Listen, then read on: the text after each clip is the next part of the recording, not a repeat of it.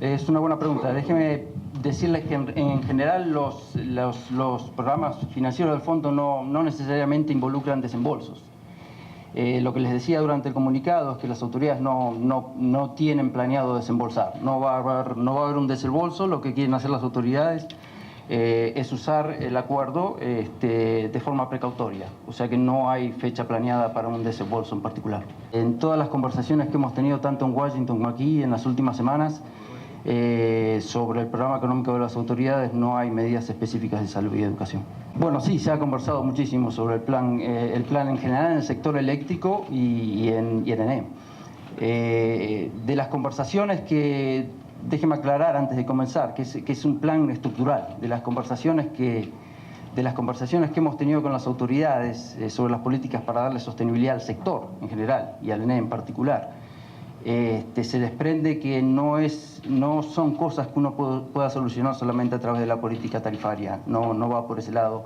La política tarifaria en Honduras tiene un marco institucional para ponerla en práctica y nosotros creemos que lo que se debe hacer es solamente seguir el marco institucional que ya está establecido para eso.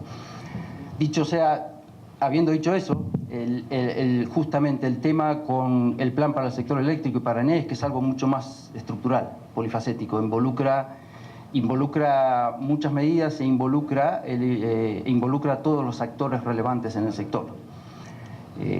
Desde nuestro punto de vista hay tanto ventajas como desafíos en este plan.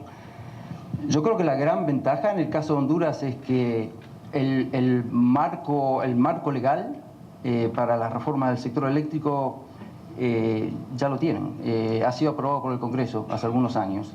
Y nosotros creemos que el marco legal que ha sido aprobado por el Congreso está en línea con buenas prácticas internacionales. O sea, Honduras parte de una situación ventajosa en el sentido de que ya se han puesto de acuerdo. Esos consensos ya los han alcanzado, ya han sido aprobados en el Congreso y eso es muy importante.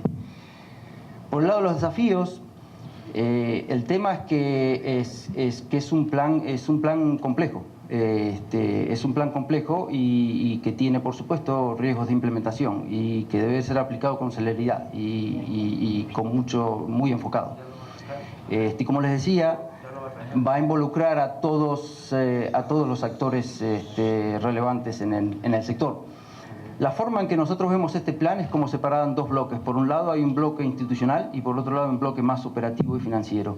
Desde el punto de vista institucional, como les decía, desde nuestro punto de vista es implementar la ley marco del sector eléctrico que ya tienen, lo cual implica fortalecer los entes regulatorios, la CRE, crear el operador de mercado, proseguir con la escisión de la Empresa Nacional de Energía Eléctrica, como lo marca la ley.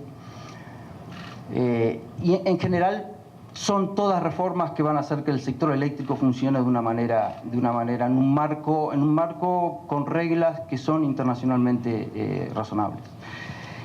Por el lado operativo y financiero es complejo.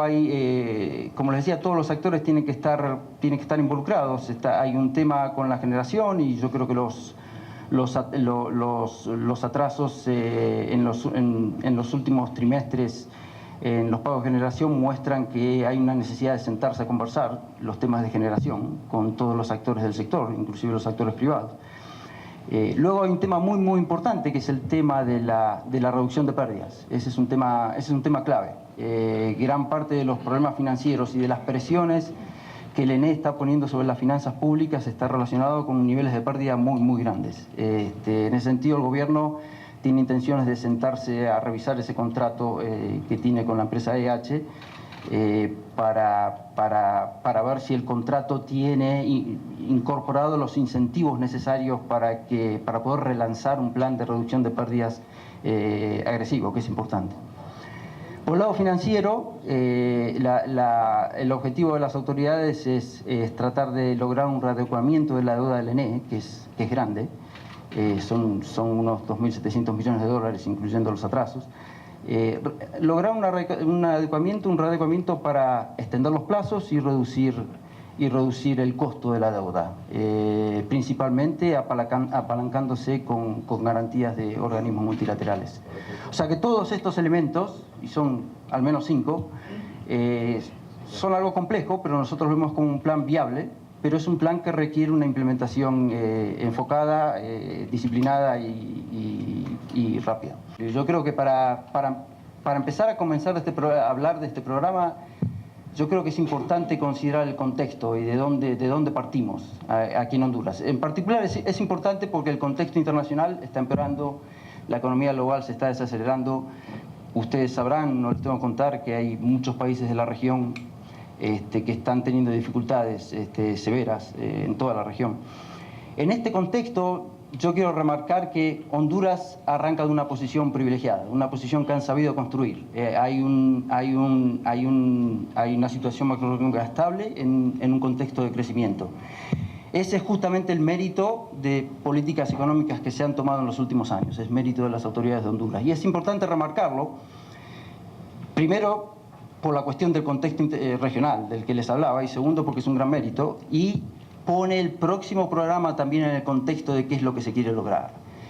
Y yo creo que es importante la mención que hizo a la cuestión de estabilidad, porque en definitiva el gran objetivo del programa es fortalecer y consolidar muchas de las ganancias en términos de estabilidad macroeconómica que se han logrado en los últimos años. Básicamente el programa tiene 5 componentes. Por un lado, por supuesto, está la reforma de NE, que es lo que comentamos en la pregunta anterior. Como les decía, es un plan complejo, pero viable y que necesita implementación rápida. El segundo componente del programa es importante y básicamente implica cumplir con el marco de política macroeconómica que tiene el gobierno de Honduras. Básicamente hacer estas reformas en el NE, que le están poniendo muchísima presión a las cuentas fiscales, en un contexto de estabilidad, en un contexto en el cual se respete la ley de responsabilidad fiscal, que es el primer paso importante para que estas reformas también sean viables, porque estas reformas van a requerir tiempo. Hay que empezar rápido, pero van a requerir tiempo. Un tercer elemento del programa es, en este contexto de hacer las reformas de NE en un contexto de estabilidad macro y estabilidad fiscal, es tratar de mantener la calidad de la política fiscal. Y ahí es donde entra el tema de los ingresos que usted mencionaba. Mantener la calidad de la política fiscal significa mantener un marco fiscal consistente y sostenible en el largo plazo, pero al mismo tiempo tratar de proteger otros gastos que son muy importantes para la economía hondureña. Me refiero a los gastos de inversión en infraestructura, me refiero a los gastos en programas sociales, hablamos de los programas de género hace un ratito. Para hacer las reformas de NE, mantener la estabilidad fiscal y mantener la calidad de la política fiscal, mantener estos gastos que son importantes para el país, hace falta mantener también los esfuerzos en términos de movilización de ingresos. Y es ahí donde entra el tema de los impuestos. El programa no tiene incluidos ni creación de nuevos impuestos ni suba de tasas impositivas.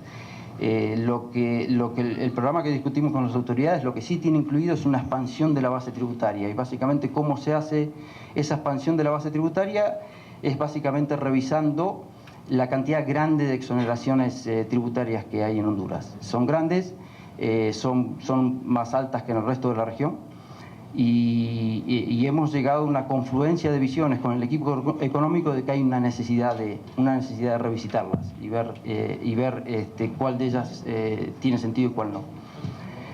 El cuarto elemento del programa es el elemento monetario. Básicamente es seguir con el proceso que ya ha comenzado de modernización y fortalecimiento del marco para conducir política monetaria, como un paso en la transición que está teniendo Honduras desde que lo anunció en el 2016 hacia un esquema de manejo de política monetaria de metas de inflación.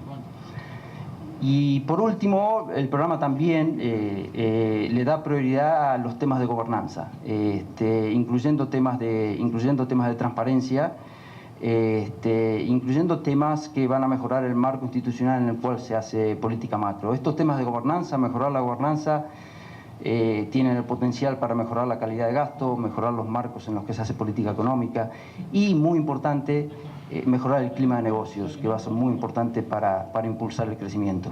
Como ustedes saben, en enero de este año el presidente me pidió la colaboración para liderar este proceso de poder preparar un un plan de reestructuración del sector eléctrico, no solamente del ENE, como lo hemos venido mencionando, y que tuviera como objetivo primario en el corto plazo el llegar a este momento, que era cerrar de manera satisfactoria un nuevo acuerdo con el Fondo Monetario Internacional. Así que en ese sentido puedo decir misión cumplida. Todo este equipo está muy comprometido en ese proceso.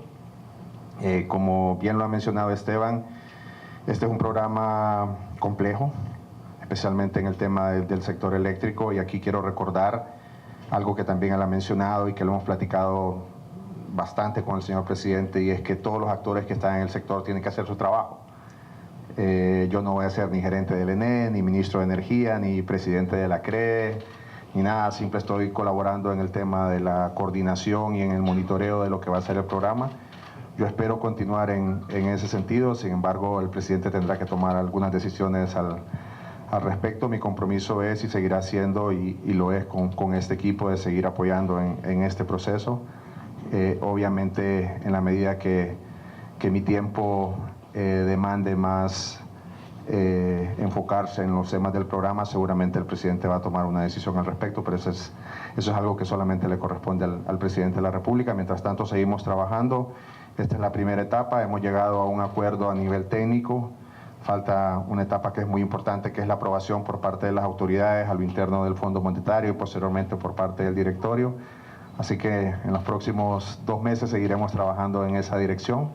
Esperamos llegar al directorio finales de junio, primera semana de julio, y de ahí pues creo que tendremos que tomar una decisión de cómo vamos a continuar en este proceso, pero reiterar mi compromiso de seguir colaborando con el equipo económico, y al mismo tiempo aprovecho la oportunidad para agradecerles a ellos la apertura que han tenido conmigo nuevamente para trabajar en este proceso, y obviamente nos sentimos muy satisfechos de haber alcanzado un acuerdo al referéndum que confiamos en Dios que va a ser aprobado por el directorio del Fondo Monetario y que permitirá al país seguir caminando esta ruta de la estabilidad macroeconómica, que es fundamental para seguir promoviendo el crecimiento económico, y de manera muy particular el caso de la Empresa Nacional de Energía Eléctrica, que para nadie es un secreto la situación que está viviendo y que esperamos poder estabilizar en el corto plazo.